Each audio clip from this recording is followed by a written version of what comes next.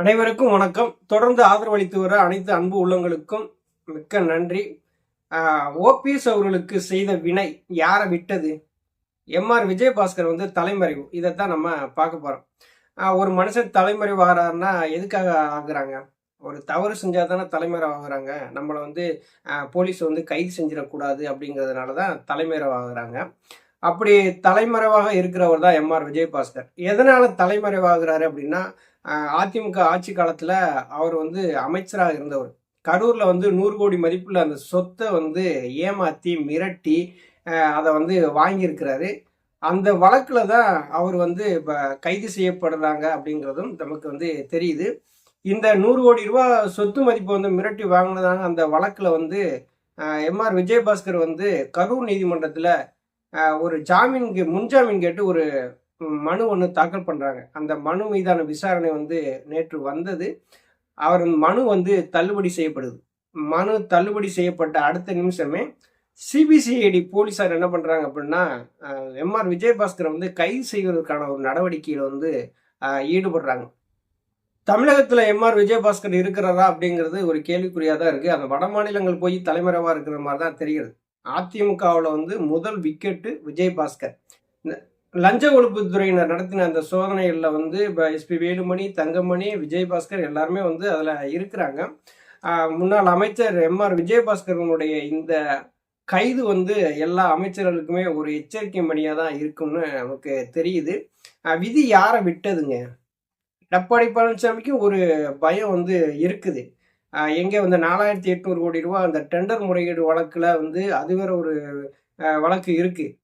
11 மருத்துவக் கல்லூரி கட்டினதுல இது ஊழல் நடந்திருக்கு. அதுல ஒரு முகாந்திரம் இருக்குன்னு சொல்லி அது ஒரு வழக்கு ஒன்று இருக்கு. கொடநாடு வழக்குல எடப்பாடி பழனிசாமி சம்மந்தப்படுத்தி பேசாத ஆட்கள் யாருமே கிடையாது. அதுவும் அவர் மேலதான் இருக்கு. இந்த விசாரணையெல்லாம் எடப்பாடி பழனிசாமி மேல விழுந்தது அப்படின்னா 2வது விக்கெட்டா எடப்பாடி பழனிசாமி தான் உள்ள போவாருங்கிற மாதிரி தான் தெரியுது. இங்க அரசியல்ல நேர்மையா இருந்தா யாருக்குமே பிடிக்காது. இங்க குழி தோண்டணும், காக்கா பிடிக்கணும், சால்ரா அடிக்கணும், இப்படி ஆட்களுக்கு தான் அரசியல் செட் ஆகும் போல. ஐயா ஓபிஎஸ் அவர்களுக்கு செய்த துரோகம் இப்போ ஒவ்வொரு அமைச்சர்களுக்கு மேலேயுமே நடவடிக்கை எடுக்க ஆரம்பிச்சிருச்சு. இன்னும் ஒவ்வொருத்தரா மாட்டுவாங்க. ஒரு கட்சிக்கு தலைமை பொறுப்புல இருக்கிற ஒரு தலைமையை கட்சி விட்டு நீக்குறாங்க, கட்சியினுடைய விதிகள்லாம் மாத்துறாங்க, தொண்டர்களுக்கு உரிமை இல்லை அப்படின்னு சொல்லிட்டு ஒதுக்கி விடுறாங்க. தொண்டர்களே எனக்கு தேவையில்லை, செயற்குழு பொதுக்குழு உறுப்பினர் இருந்தா போதும்னு சொல்லிவிட்டு எடப்பாடி பழனிசாமி கூட சேர்ந்து இந்த எம்ஆர் விஜயபாஸ்கர் இப்படி ஆட்கள்லாம் இருக்காங்கல்ல, அவங்கெல்லாம் சேர்ந்து சால்ரா தட்டினவங்க தான். அவங்க எல்லாம் இப்ப என்ன கதி என்ன ஆச்சு?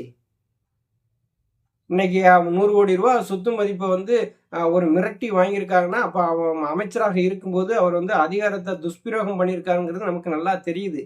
அப்ப இப்படி அதிகாரத்தை துஷ்பிரயோகம் பண்ணவர் எப்படி ஒரு மக்களுக்கான ஒரு பிரதிநிதியா இருந்திருப்பாரு?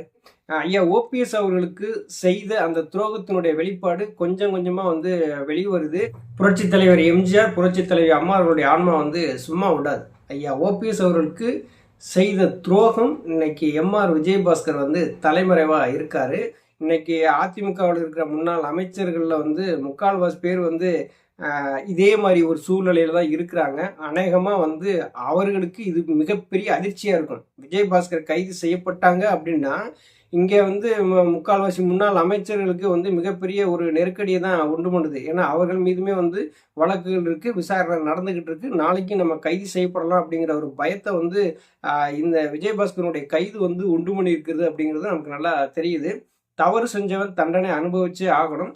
ஐயா ஓபிஎஸ் அவர்களுக்கு செய்த துரோகம் யாரையும் விடாது. நன்றி, வணக்கம்.